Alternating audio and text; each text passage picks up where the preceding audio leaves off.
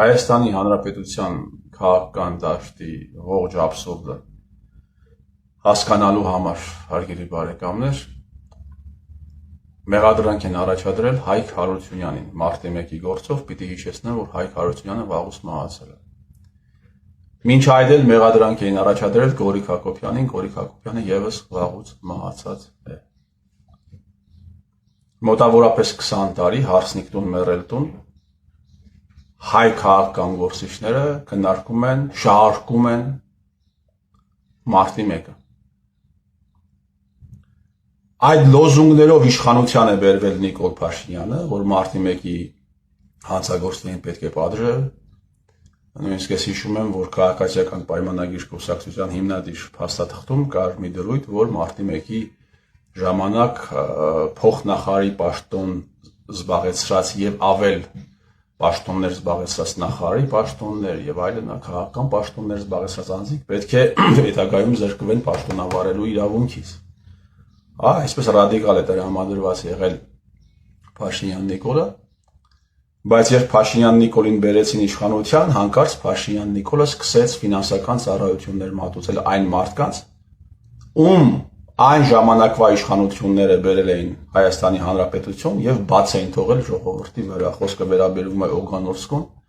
խոսքը վերաբերվում է Սպեցնազի Գագոին, Գագիկ Սարգսյան։ Պիտի հիշեցնեմ, հարգելի բարեկամներ, որ այս անձինք, այս անձանց հետ աֆիլացված կազմակերպություններն ունեցել են մեծ վարկեր, մեծ փոխհարություններ, որոնք Փաշինյան Նիկոլի կառավարման տարիներին, այսպես ասած, ջրվել են եւ որևէ մեկը Փաշինյան Նիկոլին հարց չի տալիս։ Գագիկ Սարգսյանի փոխհարությունը եղել է մոտավորապես, ես մի անգամ գրել էի 5 միլիարդ 200 միլիոն դրամ մոտավորապես։ Եվ որևէ մեկը Փաշինյան Նիկոլին հարց չի տալիս։ Դու հիմա մարտի 1-ի դեպքերի ժամանակ եղել ես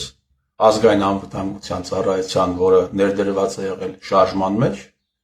թե դու եղել ես ընդդիմադիր գործիչ, որը պայքարել է ժողովրդի ձայների համար։ Այդ հարցը որևէ մեկը չի տալիս Փաշինյան Նիկոլին։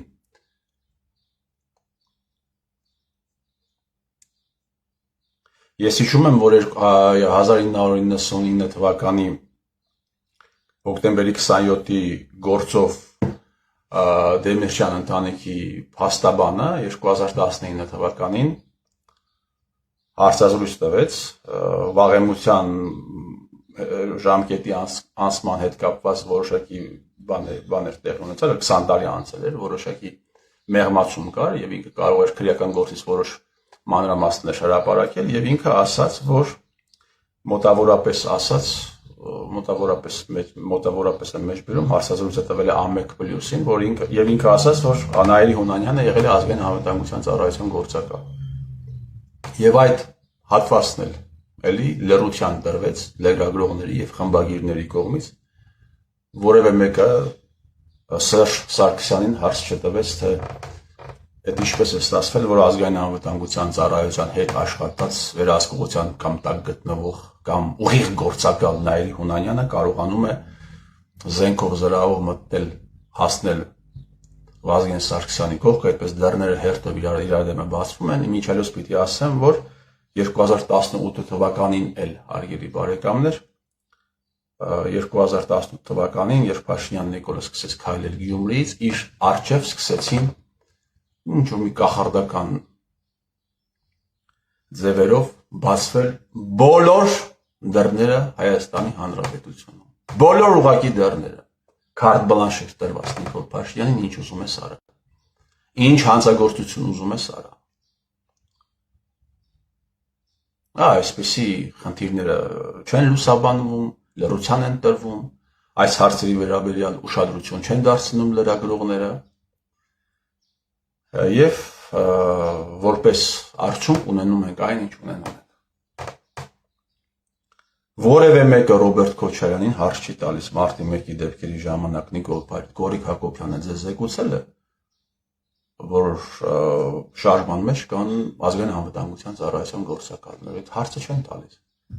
Ռոբերտ Քոչարյանն այս թեմաների մասին չի խոսում, նրան դատում են, տանում, բերում են, բայց այս թեմաների վերաբերյալ ինքը չի խոսում։ ով ասես չի անցնում մարտի 1-ի գործով, հարգելի բարեկամներ, ով ասես չի անցնում, այդ թվում մահացած մարդիկ։ Բայց ես իշքան տեղյակ եմ մարտի 1-ի դեպքերի ժամանակ գլխավոր գործող քաղաքական ֆիգուրները եղել են Սերժ Սարգսյանը եւ Հովիկ Աբրահամյանը։ Այս երկու անձանց վերաբերյալ անունների վերաբերյալ, ասենք, խորհրդավոր լրություն է Հայաստանի Հանրապետությունում։ Այդ ուզում եմ հիշեցնել, ինչ որ գործերով էս մարդիկ անցնում են։ Ուզում եմ նաև հիշեցնել, որ տեղեկություն կա առ այն, որ Հովիկ Աբրահամյանի հետ կապվող կազմակերպությունը այնքան է շահագործել Արաքսի հունը,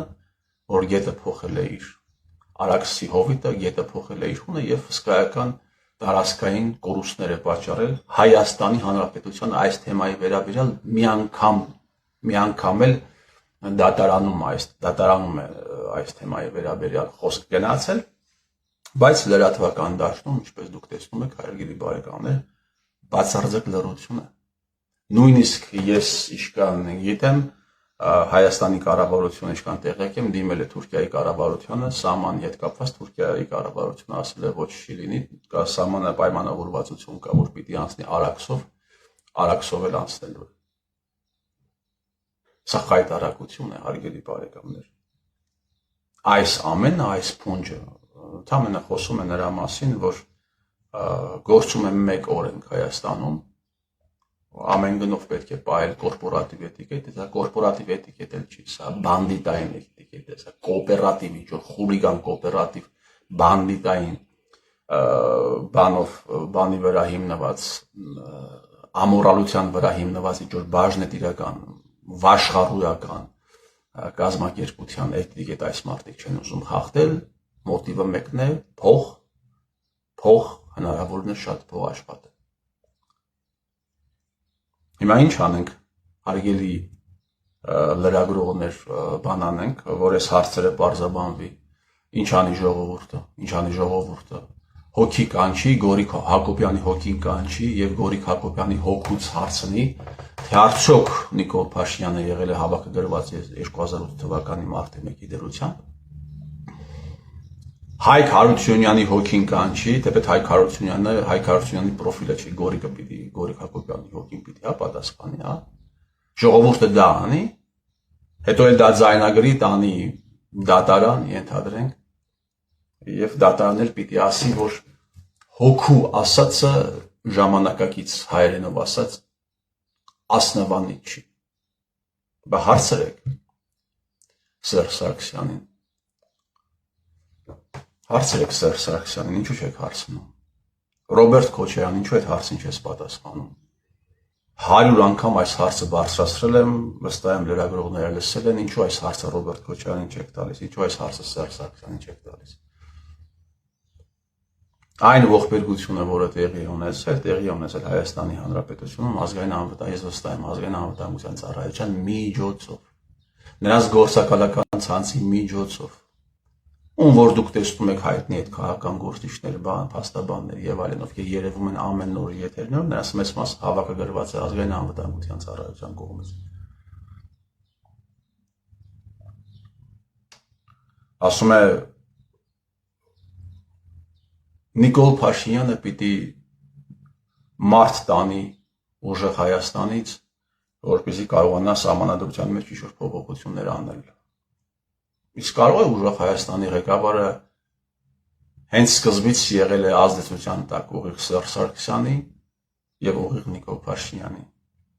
Հետևաբար այն մարդիկ, ովքեր իր ցուցակում են, նաեւ ռեժիմի ուղիղ ազդեցության տակ են եւ վերահսկողության տակ են։ Կարող է այդպեսի բան լինի։ Եթե ոչ, ապա խնդրում եմ ինձ բացատրեք, ինչով է պայմանավորված այն հանգամանքը, որ ուժեղ Հայաստան կոչված է կազմակերպության խոսացող որևէ գլուխ նախընտրական կամպանիայի ժամանակ չանդրադարձավ բազմաթիվ կարևոր հարցերի։ Ինչով է դա պայմանավորված։ Ինչով է պայմանավորված, որ ուժեղ Հայաստան կազմակերպության որևէ խոսացող գլուխ Նիկոլ Փաշինյանին չհարցրեց, թե Սևլեչի 400 մոտավորապես